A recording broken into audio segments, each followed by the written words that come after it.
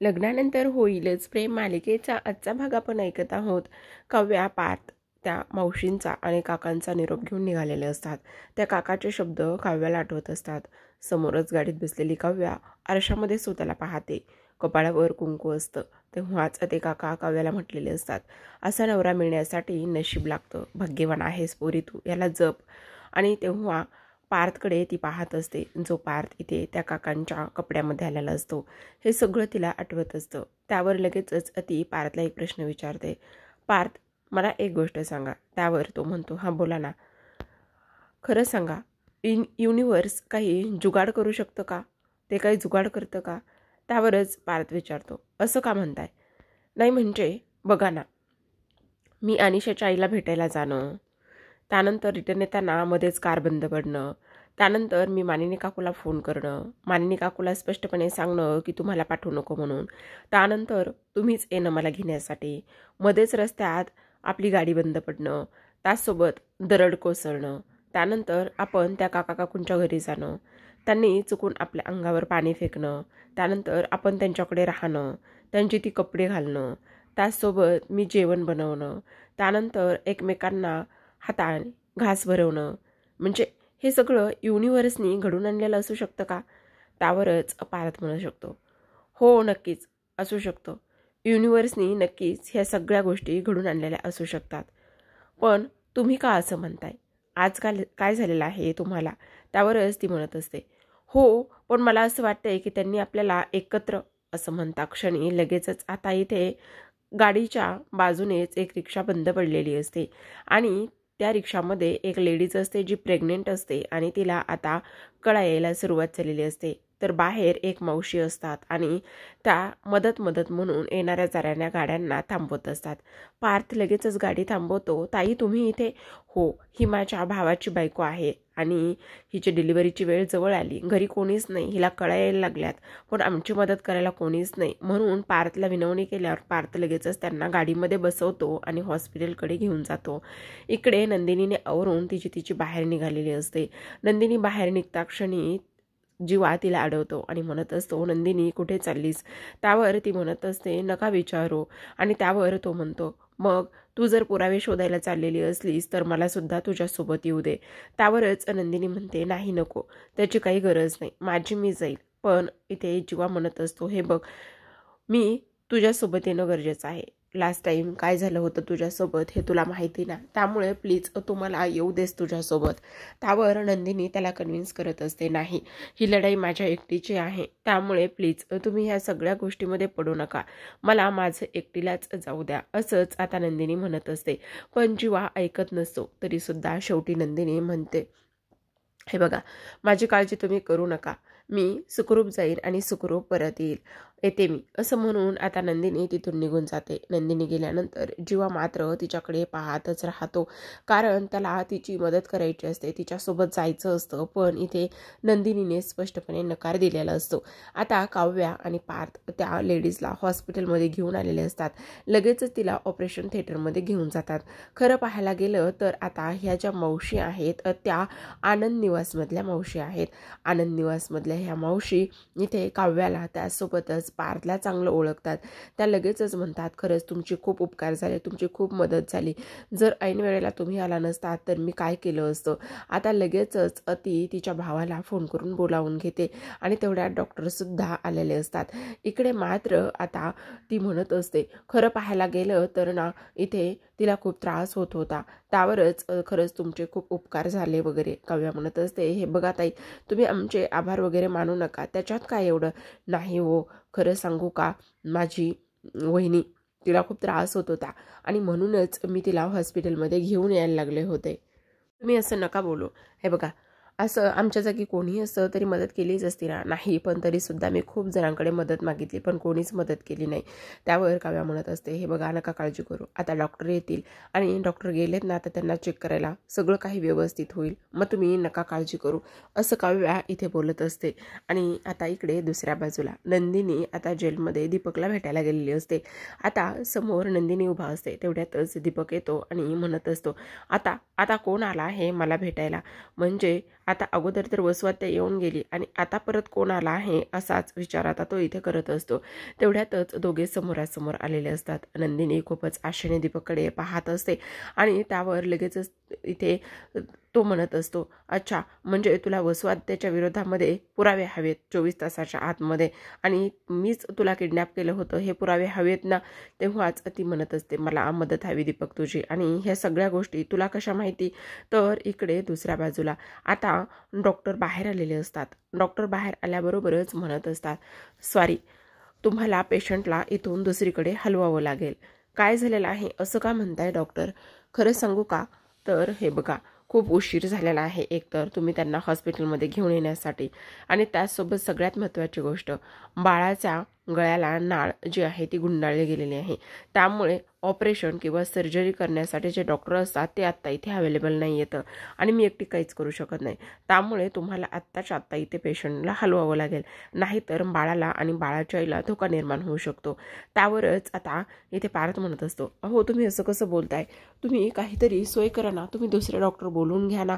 त्यावरच त्या म्हणत असतात, हे बघा माझ्याच्याने जे शक्य होतंय ते मी सगळे काही प्रयत्न करून झालेले आहेत, आता मला काहीही शक्य होणार नाही. हे सगळं ऐकल्यानंतर काव्या मात्र अगदीच डॉक्टरांच्या विरोधात फणा काढत असते. ती म्हणत असते, हे सुद्धा प्रेक्षकांना बरोबरच आहे म्हणा. ती म्हणते, काय काय म्हणालात काय तुम्ही डॉक्टर, तुम्ही काय बोलताय, तुम्हाला तरी कळतंय का. तुम्ही असं म्हणताय की पेशंटला आता दुसरीकडे घेऊन जा म्हणून आणि पेशंटच्या जीवाला धोका आहे. मग मला एक गोष्ट सांगा, तुम्हीच आता म्हणताय पेशंटच्या जीवाला धोका आहे, वाटेत दुसऱ्या डॉक्टरकडे घेऊन जात असताना जर पेशंटला काही झालं तर त्याची रिस्पॉन्सिबिलिटी कोणाची आहे, तुम्ही घेणार आहात का ती जबाबदारी. त्यासोबत बाळाला काही झालं तर काय करणार आहात तुम्ही. हो ते सगळं खरं आहे, मी माझे प्रयत्न करून झाले पण नाही काही होऊ शकत माझ्याच्याने. त्यावरच काव्या म्हणत असते, कसले प्रयत्न केले हो तुम्ही, कसले. आत्ताच एक 5 मिनिटापूर्वी तुम्ही पेशंटला आतमध्ये घेऊन गेलात, चेक केलं आणि बाहेर येऊन आम्हाला सांगताय ह्या 5 मिनिटांमध्ये तुम्ही काय पेशंट केले. एखाद्या डॉक्टरांना फोन केला किंवा ती डिलिव्हरी कशी होऊ शकते याच्यासाठी काही धडपड केली का तुम्ही. धडपड नाही केली ना. मग हे सगळं कोणी करायला हवंय. तुम्ही जर ठरवलं तर काहीही करू शकता आणि जर आज पेशंटच्या जीवाला जर तुमच्यामुळे काही झालं तर तुम्ही त्याची जिम्मेदारी घेणार आहात का. पेशंटचा जीव परत आणून देणार आहात का आणि त्यासोबत बाळाला तुम्ही परत आणून देणार आहात का. नाही ना. मग हे असं कसं बोलू शकता तुम्ही, तुमची हिंमत कशी होती हे असं बोलायची. आणि त्याचसोबत इथे तुम्ही एखादा तरी डॉक्टर जो सर्जरीवाला असेल त्याला इथे अवेलेबल करण्याचा प्रयत्न केला. तुम्ही कुणाला फोन तरी केला का, नाही केला ना. आणि मग लगेचच तुम्ही 5 मिनिटात येऊन इथे आमच्यासमोर कसं काय सांगू शकता की तुम्ही पेशंटला दुसऱ्या ठिकाणी घेऊन जा म्हणून. आणि आम्ही कुठेच घेऊन जाणार हो, काय एवढं मोठं हॉस्पिटल आहे ना तुमचं, मग तुमच्या या हॉस्पिटलशी कोणीही दुसरं कनेक्टेड नसेल का. हे सगळं काव्या त्या लेडीजच्या वतीने बोलत असते. पण आपला पार्थ मात्र अगदीच काव्याकडे पाहत असतो आणि त्याला वाटत असतं, बापरे काव्या एवढं काही बोलू शकते, मला तर विश्वासच बसत नव्हता. आता इथे काव्या म्हणत असते, आम्ही कुठेही पेशंटला घेऊन जाणार नाही, समजलं. पेशंटला तुम्ही इथेच चेक करायचं आहे आणि पेशंटला इथेच चेक केल्यानंतर काय होतंय आणि काय नाही ह्या सगळ्या गोष्टी तुम्हीच ठरवायच्या आहेत. असंच आता इथे काव्या बोलत असते. आता हे सगळं काही डॉक्टर ऐकतच असतात आणि हे सगळं डॉक्टरने ऐकल्यानंतर आता डॉक्टरकडे सुद्धा कुठलाच पर्याय शिल्लक राहिलेला नसतो. कारण इथे ज्या पद्धतीने काव्याने डॉक्टरांचे इथे कान उघडलेले असतात त्या पद्धतीने मात्र आता इथे डॉक्टरांना त्यांची चूक जी आहे ती इथे समजलेली असते. काही जरी झालं तरी सुद्धा आपल्याला आता ह्या गोष्टी ते नाही करता येणार आणि त्यामुळे त्या डॉक्टर म्हणत असतात, ठीक आहे तुम्ही नका काळजी करू, मी पाहते काय करायचंय आणि काय नाही ते, म्हणजे काही करता येतंय का किंवा कोणाला फोन वगैरे करून पाहते. असंच आता इथे ती बोलत असते आणि तेव्हाच आता काव्या म्हणत असते, एक माणुसकी म्हणून तरी जरा विचार करा, आज त्यांच्या घरच्यावर काय बेतली असेल, त्यांच्या घरच्यांना आज काय वाटलं असेल, ह्या गोष्टीचा तरी तुम्ही सदा विचार इथे केलेला आहे का. नाही विचार केला तुम्ही आणि तुम्ही लगेचच उठलात आणि उठून येऊन आमच्याकडे आलात आणि आमच्याकडे आल्यानंतर लगेचच आम्हाला तुम्ही सांगायला लागलात की तुमचं पेशंट असं आहे आणि तुमच्या पेशंटला तुम्ही दुसरीकडे घेऊन जा म्हणून. तेवढ्यातच डॉक्टर म्हणते, ठीक आहे मी बघते मला काही माझ्या हाती लागते का किंवा मला काही करता येते का.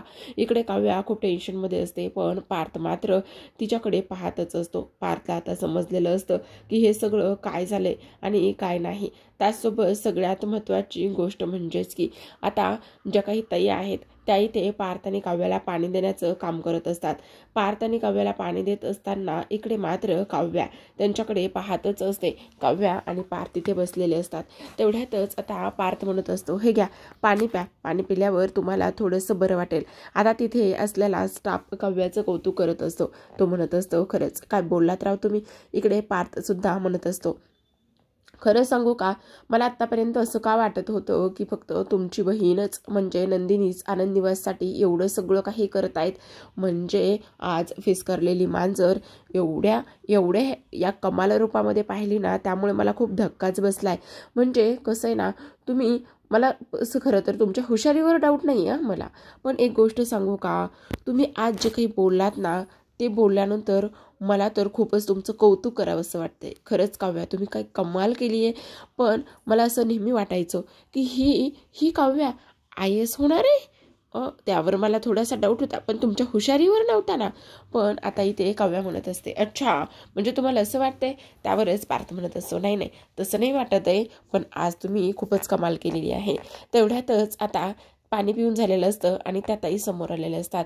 आता इकडे ह्या दोघांचं बोलणं तर सुरूच असतं, पण इकडे मात्र डॉक्टर आता आलेले असतात. आणि डॉक्टर बाहेर आल्याच्या नंतर त्यांनी खरं तर 2-3 ठिकाणी फोन वगैरे करून झालेला असतो.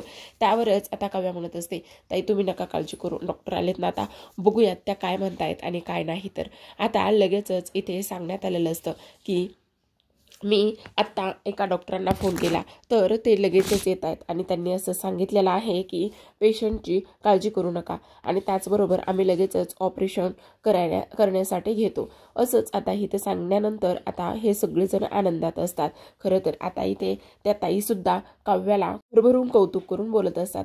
आता लगेचच इथे ज्या काही मावशी आहेत त्यांचा भाऊ धावतच आलेला असतो. तो धावतच आल्यानंतर इकडे काव्या आणि पार्थकडे पाहतो, कारण त्या ताईंनी असं सांगितलेलं असतं की ह्या दोघांमुळे आज इथे तुझ्या बायकोचा जीव वाचत आहे आणि हे दोघं जर वेळेवर आले नसते तर काय झालं असतं. आणि त्याचसोबत इथे आता तो त्यांच्याकडे पाहतच असतो. तेव्हा त्याच्या मनामध्ये विचार येतो, बापरे हे तर पार्थ आणि काव्य आहेत.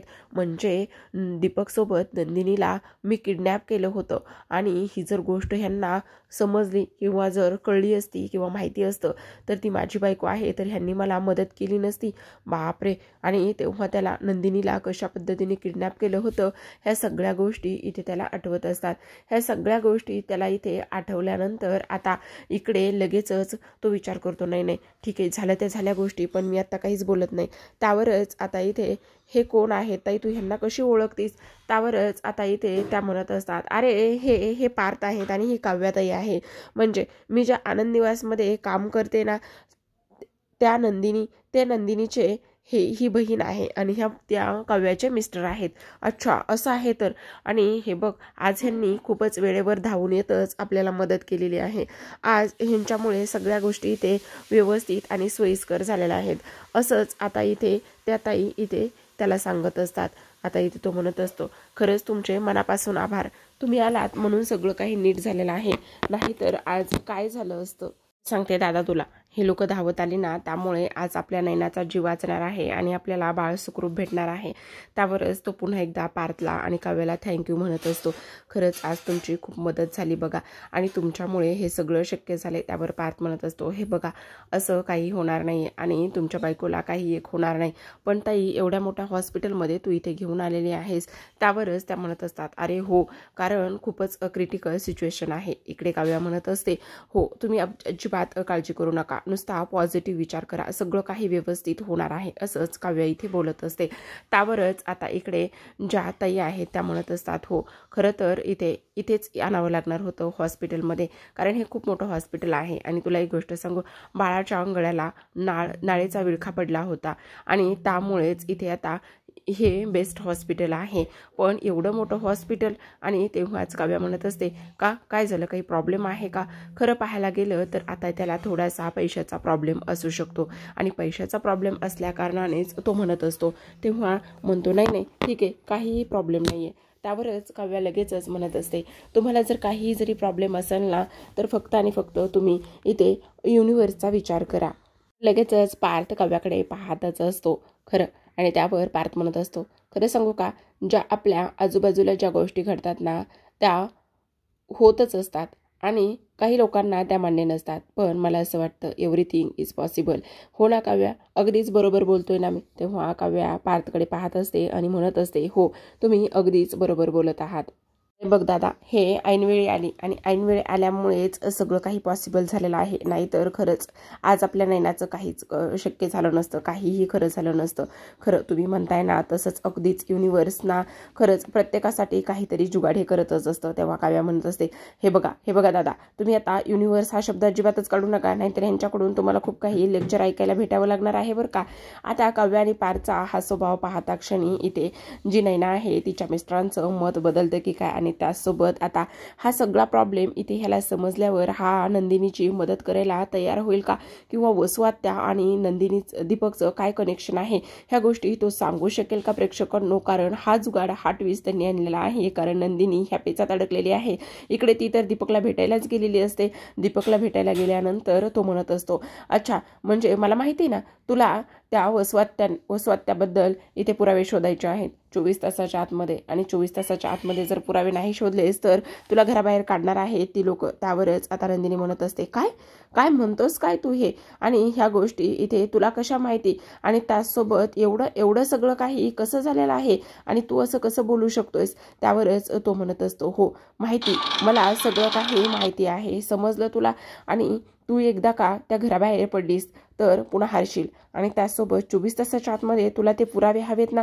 हे सगळं काही नंदिनीने त्याच्याकडून ऐकलेलं असतं. आणि त्यावरच ही गोष्ट मात्र ह्याला कशी माहिती. त्याचसोबत इथे मी 24 तासाच्या आतमध्ये घराच्या बाहेर जाणार आहे, जर नाही पुरावे शोधले तर हे सुद्धा ह्या दीपकला कसं माहिती. हाच विचार आता इथे नंदिनी करत असते. तर आता प्रेक्षकांनो आजच्या भागामध्ये एवढंच. उद्याचा भाग खूपच इंटरेस्टिंग आहे. कारण उद्याच्या भागामध्ये आपण पाहत आहोत की कशा पद्धतीने आता रम्या आणि नंदिनी त्यांच्या खोलीमध्ये बोलत असतात. म्हणत असते, आई ही नंदिनी बाहेर गेली, पण एवढा वेळ बाहेर गेली आणि ती कुठला पुरावा तर घेऊन येणार नाही ना. त्यावरच आता इथे वसुआत्या म्हणत असते, अजिबातच शक्य नाही ग, तिच्याकडे फक्त आणि फक्त 2च पत्ते आहेत, एक म्हणजे दीपक आणि दुसरी म्हणजे पिहू. आता पिहू तर काही तोंड उघडणार नाहीये. राहिला प्रश्न दीपकचा. तर दीपकला सुद्धा मी इथे जेलमध्ये गेली होती आणि जेलमध्ये गेल्यावर चांगलाच चोप देऊन आलेले आहे, असंच आता इथे वसुआत्या म्हणत असते. आता वसुआत्या ह्या सगळ्या गोष्टी बोलत असताना समोर एक व्यक्ती आलेली असते. पण प्रेक्षकांनो त्यांनी इथे पुन्हा ट्विस्ट आणलेला आहे. आता समोर कोण व्यक्ती आहे हे तर काही दाखवलेलं नाही, पण 100% खात्री आहे की इथे समोरची व्यक्ती जीवाच असू शकते.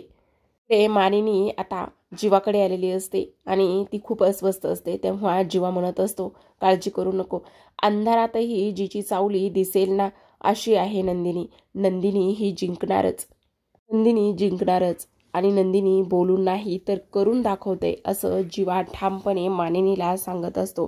तिच्यावरचा असणारा तो विश्वास पाहून मानिनीला सुद्धा जीवाचं कौतुक वाटत असतं, नंदिनी आणि त्याच्या नात्याचं कौतुक वाटत असतं. तर इकडे दुसऱ्या बाजूला आता नंदिनीने दीपकला सगळा प्रॉब्लेम सांगितलेला असतो. पण दीपकचं एकच म्हणणं असतं, नंदिनी माझी एक अट आहे, तू जर मला इथून सोडवलंस तर मी इथे बाहेर आल्यानंतर सगळं काही तुझ्या बाजूने बोलेल, सगळ्या काही गोष्टी मी इथे तुला सांगेल. आणि मी हेही सांगेल की वसुआत्यानेच तुला तुमच्या लग्नातून किडनॅप करायला लावलं होतं, हे सगळं मी तुला बोलेल. पण त्या सगळ्या बदल्यामध्ये मला काय भेटणार आहे, तर तू मला इथून सोडव नंदिनी. आहे का तुला हे मंजूर? जर मंजूर असेलच तरच आपण डील करू शकतो, असंच आता दीपकने नंदिनीला सांगितलेलं असतं. तर प्रेक्षकांनो तुम्हाला काय वाटतं, नंदिनी दीपकला सोडवेल? त्याच सोबत वसुआत्याने तिच्यावर केलेले आरोप ती खोडून काढेल का यामध्ये सुद्धा दीपक आता पुन्हा काहीतरी नवीन ट्विस्ट आणेल? हे पाहणं खूपच रंजक आणि इंटरेस्टिंग असणार आहे. तर अशाच नवीन मालिकांच्या अपडेट्स पाहायचे असतील तर चॅनलला नक्की सबस्क्राईब करा. भेटूयात पुढील भागात. तोपर्यंत धन्यवाद.